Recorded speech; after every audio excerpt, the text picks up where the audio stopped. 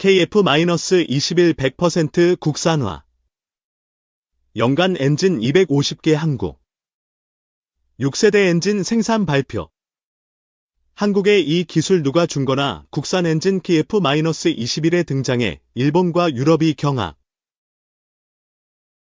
두산 에너빌리티가 발전용 가스터빈 기술을 기반으로 항공 엔진 개발에 본격적으로 뛰어들며 주목받고 있다. 세계 5번째로 발전용 가스터빈 독자 개발에 성공한 기술력을 바탕으로 이제는 하늘길까지 개척하겠다는 포부다. 이는 단순한 사업 다각화를 넘어 에너지 안보와 국방력 강화에 기여하는 중요한 발걸음으로 평가된다.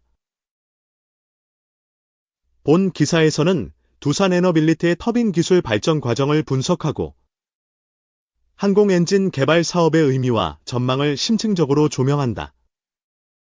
편집자주. 두산 에너빌리티는 오랜 기간 발전 분야에서 터빈 기술을 축적해왔다. 특히 2013년부터 착수한 대형 가스터빈 개발은 2019년 세계 5번째 독자 개발 성공이라는 쾌거를 이루었다. 이는 설계, 제작, 소재 기술 등 전반적인 기술 역량을 입증하는 계기가 되었다. 이러한 경험은 고온, 고압 환경에서의 작동 기술, 고효율 연소 기술 등 항공 엔진 개발의 필수적인 기술 확보의 밑거름이 되었다. 또한 한국남부발전과의 가스터빈 케이싱 교체 공사 계약을 통해 로터, 고온 부품에 이어 케이싱 기술까지 국산화하며 서비스 사업 역량을 강화하는 모습도 보여주었다.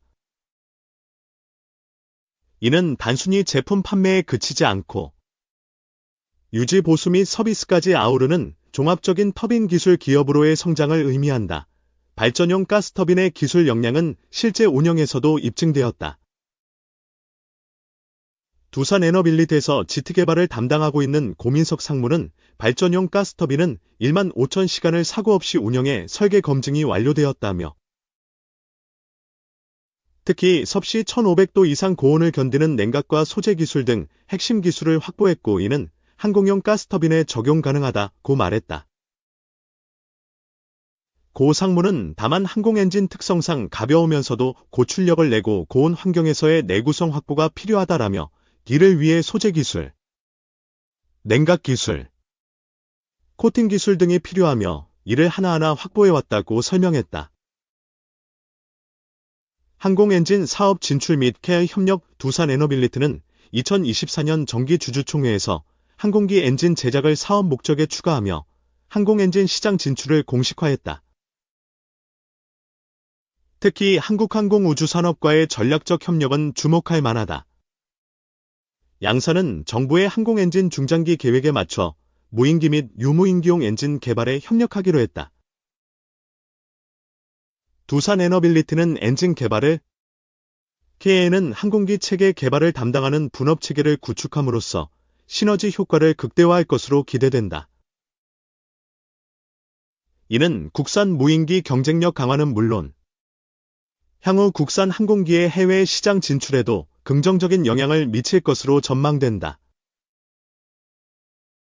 고 상무는 민간 기업인 KA와의 협업은 항공기 엔진 개발이 실제 사업 수익으로 이어질 수 있어 정부 과제로만 개발하는 것에 견주어 큰 이점이 있다고 설명했다. 현재 유무인 항공 엔진 개발에는 두산 에너빌리티와 함께 한화에어로스페이스가 경쟁을 벌이고 있다. 발전용 터빈부터 하나하나 기술을 축적해온 두산 에너빌리티와는 다르게 한화에어로스페이스는 기존 항공엔진 공급사의 제품을 꾸준히 조립해오면서 생산 노하우를 축적했다. 유인기용 엔진 생산을 위해서는 두 기업이 힘을 합쳐야 한다는 데 의견이 닿아 있으며 현재 협력을 모색하고 있는 것으로 알려졌다. 다만 경쟁이 과열되면서 업체 간 핵심 인력 스카우트가 유출로 인한 갈등도 있는 것으로 알려졌다. 두산 에너빌리티는 발전용 가스터빈 개발을 통해 축적한 기술적 강점을 항공 엔진 개발에 적극 활용하고 있다. 특히 1680°C 고온 환경을 극복하는 냉각, 코팅 기술은 1500디그리 셀시어스의 초고열을 견뎌야 하는 항공 엔진에 매우 중요한 기술이다. 또한 고온 부품 등 핵심 소재 개발 역량, 자체 개발 과정에서 축적한 지적재산권 및 데이터베이스, 자체 설계 제작 시험 인프라 등은 경쟁 우위 요소로 작용할 것이다. 현재 국방과학연구소가 주관하는 만 LBF급 무인기용 가스터빈 엔진 개발 사업에 참여하여 핵심 기술 개발을 진행 중이며 2027년까지 기본 설계를 완료할 계획이다. 고 상무는 무인기 엔진 개발은 인증 절차가 유인기에 비해 간소하고 개발 기간이 짧아 사업화에 유리하고 유인기에 비해 시장도 크다며 KA와의 협력을 통해 국산화를 추진해 가격 경쟁력을 확보하고 수출 제약을 해소할 수 있다고 설명했다. 이와 함께 두산에너빌리티는 정부가 발주한 첨단 항공 엔진 개념 설계에도 참여하며 기술 경쟁력 확보에 박차를 가하고 있다. 항공용 터빈을 개발하는 것은 발전용 터빈보다 까다롭다. 항공기에 사용하기 위해서는 가망 인증 절차가 필요하며 더 많은 데이터를 축적해야 하고 그만큼 시간과 비용이 소요된다. 하지만 이미 소재와 부품 생산 기술은 가지고 있다. 고 상무는 발전용 기술 개발 과정에서 확보한 3D 프린팅 기술을 바탕으로 국내 최대 규모의 설비를 운영하고 있다며 1700도 이상 고온에도 견디는 발전용 부품 개발과 제품 적용을 시작했고 가격 경쟁력을 가진 엔진 체계 개발과 부품 개발이 함께 이뤄지면서 차별화된 시너지 효과도 창출하고 있다고 말했다. 국내를 넘어 해외 항공 터빈 엔진 시장으로 항공 엔진 시장은 기술 장벽이 높아 소수의 국가만이 기술을 보유하고 있는 분야이다. 두산에너빌리티의 항공 엔진 개발은 수입 의존도를 낮추고 국가 방위력 강화에 기여할 것으로 기대된다. 또한 향후 기술 경쟁력을 확보할 경우 해외 시장 진출도 가능할 것으로 전망된다. 이는 단순히 기업의 성장을 넘어 국가 경제와 안보에 이바지하는 중요한 사업으로 평가받을 수 있다. 특히 가스터빈 서비스 시장의 성장과 함께 두산에너빌리티는 제작부터 서비스까지 아우르는 종합적인 터빈 기술 기업으로서의 입지를 더욱 공고히 할 것으로 보인다. 물론 갈 길이 평탄하지만은 않다. 고 상무는 발전용 터빈 엔진 소재는 자체 기술로 확보했기 때문에 해외 수출에 문제가 없지만 항공기 터빈 엔진은 소재 확보에 어려움이 있다며 항공기 엔진 개발을 위해 필요한 고급 소재를 생산할 수 있는 기술을 확보해야 무인기 수준을 넘어서는 첨단 엔진을 만들 수 있다고 말했다.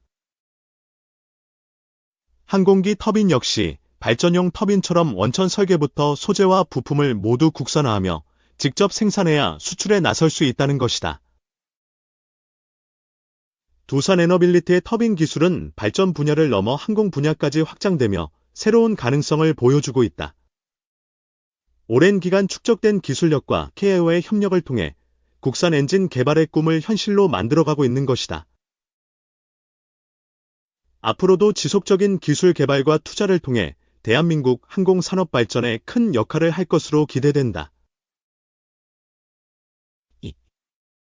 머스크 베이조스도 홀린 2000조 시장, 1년 새 40% 미다스의 전 세계 슈퍼리치들의 돈이 우주로 향하고 있습니다. 이미 테슬라 창업자 일론 머스크와 아마존 창업자 제프 베이조스는 각각 스페이스X와 블루오리진이라는 우주 기업을 설립해 20년 동안 라이벌 구도를 형성하고 있죠. 물론 지금은 전 세계 우주 시장을 스페이스X가 장악했다는 평가가 우세한데요. 블루오리진이 오는 6일 재사용 로켓 뉴클렌의 첫 발사를 시도하며 스페이스X의 독주를 막을 수 있을지 관심이 쏠립니다. 이처럼 민간 기업이 우주 개발을 주도하는 뉴스페이스 시대를 맞이하면서 우주 탐사 경쟁이 치열해지고 있는데요. 우주 항공 산업이 오는 2030년까지 약 1조 4천억 달러, 우리 돈으로 2천조 원이 넘는 규모로 성장할 것이란 전망도 나오고 있습니다. 3일 미다스의 손은 국내 최초로 우주항공펀드를 선보인 NH하문드자산운용에서 권영훈 퀀트 운용팀장과 함께 뉴스페이스 시대 투자 전략을 살펴봤습니다. 미다스의 손은 투자 시장의 흐름을 주도하는 상품을 만들고 직접 운용하는 주인공을 만나 상품 설계 아이디어와 투자 인사이트를 들어봅니다. 현재 시장 분위기가 완전하게 바뀌었는데 그 동력에는 두 가지가 있습니다. 첫 번째는 재사용 로켓 기술이 상용화됐다는 겁니다. 이미 발사된 로켓이 다시 제자리로 돌아오는 어려운 기술이 상용화되면서 우주산업의 패러다임이 바뀌었습니다. 덕분에 발사 비용은 기존의 10분의 1 수준까지 혁신적으로 낮아졌습니다. 또한 관련 산업의 마진과 상업성도 크게 확대됐습니다. 두 번째는 주요국의 우주 관련 경쟁이 재점화됐다는 겁니다. 과거 냉전 시대 이후 미국은 세금을 낭비하지 않기 위해 우주에 대한 투자를 최소화했습니다. 하지만 중국이 다시 급부상하게 되면서 현재 주요국의 우주 투자가 확대되고 있습니다. 트럼프 당선 이후 우주항공 시장 전망은 트럼프 2기 집권기에는 뉴스페이스 분야의 투자가 더욱 활성화될 것으로 보입니다. 최근 트럼프 대통령의 러닝메이트인 일론 머스크가 정부 효율부 장관으로 임명됐습니다. 그리고 41세 억만장자 아이장머는 나사의 수장이 됐습니다. 이로써 이제 젊은 나사 시대가 열렸습니다. 이들에 대한 트럼프의 강력한 지지를 고려해 볼 때 뉴스페이스에 대한 예산이 늘어날 것으로 예측됩니다.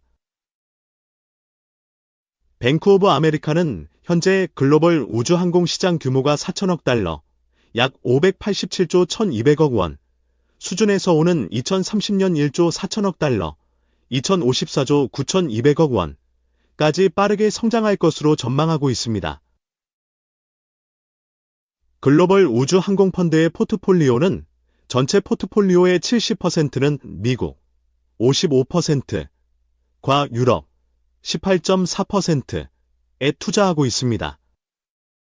한국 비중은 5% 정도입니다. 현재 전 세계 우주항공 관련 우량 기업에 투자하고 있는데 가장 큰 비중을 차지하는 종목은 세계 최고의 엔진 제조회사인 롤스로이스 홀딩스입니다.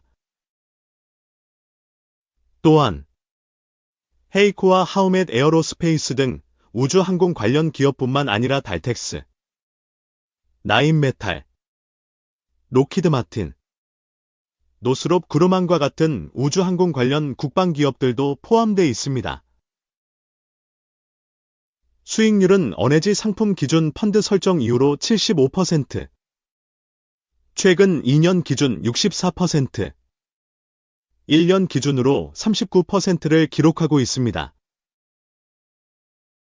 최근 K방산주의 하락세에 대한 평가는 장기적으로 볼 때 K방산 기업들의 주가가 다시 반등해서 상승세를 이어갈 것으로 예상합니다. 그 이유로는 첫 번째, K방산 기업들은 매출처의 해외 다변화가 잘 이루어지고 있기 때문입니다. 두 번째는 러시아 우크라이나 전쟁이 종전된다고 해도 중국과 대만 간의 갈등이나 중동 분쟁 등이 여전히 안개 속에 있기 때문에 전 세계 방산 예산은 지속적으로 증가할 것으로 보입니다. 결론적으로 K방산 기업들도 주가 조정을 마치고 곧 반등에 나설 것으로 분석됩니다. 퀀트 방식으로 운용되는 장점은 엔하문드 자산운용의 글로벌 우주항공펀드는 빅데이터 분석을 통해 종목을 선별하고 퀀트 방식으로 포트폴리오를 구성한다는 장점이 있습니다. 글로벌 우주항공펀드는 우주항공이 장기적으로 메가 트렌드가 될 것으로 판단해 우주항공의 성장성에 투자하는 상품입니다. 이 때문에 우주항공과 관련이 없는 기업들은 제외하고 관련도가 높은 기업들에 집중합니다. 벤치마크 구성 종목이 확정된 이후 기업들의 재무 상태는 어떤지 리스크는 없는지, 애널리스트들은 향후 성장성을 높게 평가하는지 등을 체계적으로 한 번 더 점검합니다. 이를 통해 우량한 종목들을 선별해 집중적으로 투자하는 최적의 포트폴리오를 구축하는 겁니다. 부진한 국내 증시에서 투자 전략은 첫 번째는 장기 메가 트렌드에 투자해야 합니다. 메가 트렌드가 아니라 일시적으로 잠깐 관심을 받았다가 사라지는 섹터 또는 테마에 장기적으로 투자하게 된다면 효과를 보지 못할 겁니다. 지금 시점에서 메가 트렌드로 보는 것은 우주항공과 인공지능 등 분야입니다. 두 번째는 투자 시장의 다변화입니다. 국내 시장에만 국한돼서 투자하는 것보다 미국이나 유럽, 일본 등 투자 시장을 다변화하는 것이 유리합니다. 투자 자산을 분산하게 되면 정치적 지정학적 리스크를 최소화할 수 있습니다. 투자자들은 포트폴리오의 안정성을 확보하는 것이 중요합니다.